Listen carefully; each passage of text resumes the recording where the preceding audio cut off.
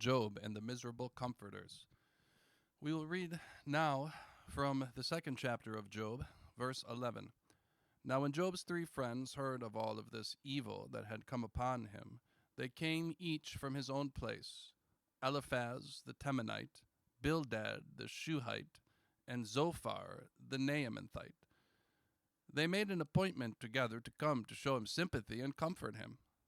And when they saw him from a distance, they did not recognize him. And they raised their voices and wept, and they tore their robes and sprinkled dust on their heads towards heaven. And they sat with him on the ground 7 days and 7 nights, and no one spoke a word to him, for they saw that his suffering was very great. That's Job chapter 2, verses 11 through 13. Job's friends, who will later become his miserable comforters, show wisdom in silence. Having heard of Job's misfortune, they travel to be with him, and at first they apply the salve of commiseration by joining with him in his grief. It is here, for 7 days, that they recognize the depth of his profound loss by not trivializing it with their words. There is a limit to what any person can do or say in the face of grief, and the wise will know these limits. In their silence, they begin the good work of comfort, although, sadly, Job's friends do not see the work to completion, but here in their mutual silence they show us the first steps, at least, to helping others with their grief. You see, in the space created by their silence, Job is able to begin to verbalize his grief. Only through Job's words can the profound depths of his suffering be expressed and brought forward. As human beings, we are language creatures, and so we must live our life through words, as insufficient as they may seem. This is what we have. And Job was a man who had everything taken away. All Job has left at this point are his words, and so in his suffering he uses his words to curse the day of his birth. He says, "Let the day perish on which I was born, and the night that said a man is conceived. Let that day be darkness. May God above not seek it, nor light shine upon it. Let gloom and deep darkness claim it. Let clouds dwell upon it. Let the blackness of the day terrify it, because it did not shut the doors of my mother's womb, nor hide trouble from my eyes. Why did I not die at birth? Come out from the womb and expire? Or why was I not as a hidden stillborn child, as infants who never see the light? There the wicked cease from troubling, and there the weary are at rest. There the prisoners are at ease together. They hear not the voice of the taskmaster. The small and the great are there, and the slave is free from his master. Why is light given to him who is in misery, and life to the bitter in soul, who long for death, but it comes not, and dig for it more than for hidden treasures, who rejoice exceedingly, and are glad when they find the grave? Why is light given to a man whose way is hidden, whom God has hedged in? For my sighing comes instead of my bread, and my groanings are poured out like water. For the thing that I fear comes upon me, and what I dread befalls me. I am not at ease, nor am I quiet. I have no rest, but troubles come." That was from Job chapter 3. To summarize his anguish, Job expresses the feeling many of us have had when enduring the sufferings of life. Job wonders, why? Why has God allowed such suffering? In this moment, Job would much prefer to be dead, or even to never have been born at all. We have already learned that Job was a righteous sufferer. Not only did he not deserve the suffering that came to him, but even more, God was using his suffering to bring about his purpose. Now, unlike Christ, Job is not perfect in his suffering. Like the rest of us, Job is not perfect in his knowledge of God's will. Job may on some level understand that life must bring both good and bad, and on some level Job understands that God owes him nothing, and yet nevertheless is good, and works only good for Job in the end. Job was righteous, for he maintained his faith in God through his sufferings. But that does not mean that he did not struggle with his sufferings. Even Christ, in the Garden of Gethsemane, sweated drops of blood and prayed for the cup to be removed before he claimed his ultimate victory by committing his life into God's hands. We should not be scandalized, then, by Job's struggle. Rather, we should be grateful. For Job was a righteous man, but the scripture shows us how hard it is to live through suffering and grief as a person of faith. And it is okay that it is hard, and it is okay that everything inside of us wants it to end. It is okay to struggle with God as to the why or the what that he has allowed in our life. But Job's friends do not have patience for Job's strugglings. They were wise to give Job space to express his grief, but they were unwise for not accepting his struggle. Reading now from chapter 4. Then Eliphaz the Temanite answered and said, If one ventures a word with you, will you be impatient? Yet who can keep from speaking? Behold, you have instructed many, and you have strengthened the weak hands. Your words have upheld him who was stumbling, and you have made firm the feeble knees. But now it has come to you, and you are impatient. It touches you, and you are dismayed. Is not your fear of God your confidence, and the integrity of your ways your hope? Can mortal man be in the right before God? Can a man be pure before his Maker? Even in his servants he puts no trust, and his angels he charges with error.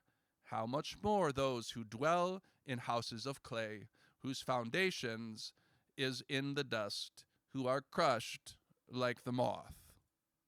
Eliphaz rebukes Job in Job chapter 4. Eliphaz rebukes him in his grief. As a teacher, Job is held to a higher standard. In other words, he shames his friend for struggling. We can see very clearly that Eliphaz is not beside Job to help him as an equal, as a fellow sojourner through this vale of tears. Instead, Eliphaz breaks from the wisdom of the godly comforter and puts himself in the position of teacher over Job. My friends, it might be true that God has something to teach our loved ones through their suffering, but that is not our role as a comforter. God will teach us through suffering in his own time and on his own terms, and he does not need us for that. This is what a miserable comforter does. They put themselves in the place of God in order to teach wisdom to those who suffer. And so Eliphaz mistakenly admonishes Job to recognize his guilt before God in the presence of his friends. He will add shame to Job's grief. And to justify this behavior, Eliphaz's message is simple. No man suffers who has not sinned. And this is how his friends become miserable comforters, through pithy truisms and the inability to see anything other than the most simplified precepts of wisdom. It is true that generally speaking, when a person sins, they will invite suffering through that sin. But that general principle of wisdom is misapplied by Job's friends in order to draw an easy conclusion and to make sense of the senselessness, to make sense of the suffering that Job has experienced. Eliphaz says, Are you going to be impatient with me for saying this? But how can I help myself? You see, these words betray Eliphaz's heart, not as a wise friend, but rather as an insufferable know-it-all. The wise refrain from speaking when they can. The know-it-all can't help but to indulge in the pleasure of sharing what they think they know. And here they must speak in order to let Job know that because he is suffering, this proves that he is less than them. He is not the righteous man he has propped himself up to be. Again, we hear the words and accusations of Satan coming through the thoughts and words of the people around Job. They accuse Job of despising God. In chapter 5, they will tell him this, Behold, blessed is the one whom God reproves. Therefore, despise not the discipline of the Almighty. And that's Job chapter 5, verse 17. You see, this is God's punishment on Job. That is their conclusion. But Job will not accept their condemnation. His struggle with grief has now become a struggle against condemnation. In chapter 6, he defends himself against his accusers, against his friends who have taken up the role of Satan. Job says, "Teach me, and I will be silent. Make me understand how I have gone astray. How forceful are upright words. But what does reproof from you reprove? Do you think that you can reprove words when the speech of a despairing man is wind? You would even cast lots over the fatherless and bargain over your friend. But now be pleased to look at me, for I will not lie to your face. Please turn, let no injustice be done. Turn now, my vindication is at stake. Is there any justice, any injustice on my tongue? Cannot my palate discern the cause of calamity?" Job challenges their right to judge him based purely on generalities. He asks them, "Do you think I am incapable of discerning my own sin?" And he demands that they base their accusations on evidence of what he did to deserve this, if that is going to be their claim. What specifically do your words of reproof actually reprove? It is within our nature to interpret life according to principles of justice and wisdom, to understand that what a person reaps comes from the actions that they have sown. It can be tempting to jump to conclusions based on previous experience, but true wisdom recognizes the importance of the specifics in every situation. Jesus said, "If you judge, judge rightly. Do not judge only by appearances, but according to the heart." And he also says, "Judge not, lest you be judged, for the measure you use will be measured against you." It is a great injustice to mischaracterize someone based on general principles of wisdom. Every person deserves the dignity of having their own words and actions judged fairly within the context of the actual circumstances of their life. It is what each of us would want from others, and maybe even a little grace thrown into the mix as well. And so we also would do well to extend this attitude to others, to reserve judgment until the facts are in, to not be lazy or malicious when we form our opinions of someone. Otherwise, we ourselves will be no better than these miserable comforters to the people in our life. Reading on now from chapter 16, verse 1. Then Job answered and said, "I have heard many such things. Miserable comforters are you all. Shall windy words have an end? Or what provokes you that you answer? I also could speak as you do, if you were in my place. I could join words together against you and shake my head at you. I could strengthen you with my mouth, and the solace of my lips would assuage your pain. If I speak, my pain is not assuaged, and if I forbear, how much of it leaves me? Surely now God has worn me out. He has made desolate all my company." And that's Job 16, 1 through 7. Sadly, the people that came to comfort Job end up participating in Job's suffering. Instead of helping Job feel better, they only contribute to his pain. And in their malice, they despise Job. They were probably always envious of him, and their hatred serves as further temptation for Job to curse God. Job comes close here in chapter 16 when he says, "God has worn me out. He has made desolate all my company." But this is not an accusation against God's goodness. It is simply Job expressing his disappointment with his life. It is Job being honest about the situation and rightly recognizing that not only has he been made desolate in his wealth and desolate in his health, but his sufferings have also extended into the social realm as well. It is here that Job begins to feel truly cursed, but he will not curse God. Let us stop and reflect on this, on the importance of living out true friendship to the people in our lives. There is perhaps no greater comfort in this life than the comfort that comes from knowing that we share this road with a friend.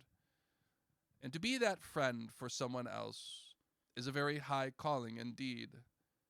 It is the very high calling of living out God's love towards others.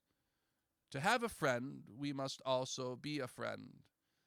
To have people who are with us through all things, we must be a person who is with others through all things. To have someone who stands by us and suffers with us and struggles with us, we must be that someone who stands and suffers and struggles with others.